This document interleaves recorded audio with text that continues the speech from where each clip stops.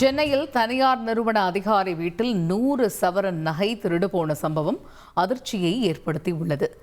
இது பற்றிய முதற்கட்ட தகவல்களை எமது செய்தியாளர் சசிதரன் விவரிக்க கேட்போம். சசி, வணக்கம்.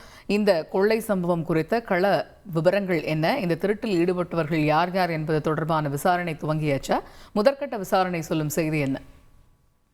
சென்னையில் தனியார் நிறுவன அதிகாரி வீட்டுல 100 சவரன் நகை திருடப்பட்டிருக்கிற சம்பவம் அப்பகுதியில் பெரும் பரபரப்பை ஏற்படுத்தியிருக்கிறது. சென்னை 1000 விளக்கு ரங்கூன் தெருவில் இருக்கக்கூடிய ஒரு வீட்டில் தான் இந்த சம்பவமாக நடைபெற்றிருக்கிறது.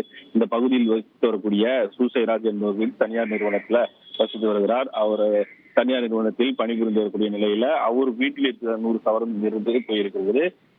அப்பகுதி குறுகலான பகுதி என்பதால் பொதுமக்கள் நடமாட்டம் என்பது அதிக அளவில் இந்த பகுதியில் இல்லை எனவும், இதனால் இரவு நேரங்களிலும் பகல் நேரங்களிலும் ரோந்து பணிகள் இல்லை என்கிற ஒரு குற்றச்சாட்டை பொதுமக்கள் முன்வைத்திருக்கிறார்கள். அந்த வீட்டில் பக்கத்து வீட்டில் ஒரு சாகுவியை கொடுத்துவிட்டு திருச்சியில் நடைபெற்ற நிகழ்ச்சிக்கு சென்றுவிட்டு மீண்டும் சென்னை திரும்பி இருக்கிறார். அப்போது வீட்டில் பீரோவில் இருந்த ஒரு 100 சவரன் நகைகளை காணவில்லை என்கிற ஒரு புகாரை 1000 விளக்கு காவல் நிலையத்தில் புகார் அளித்திருக்கிறார்.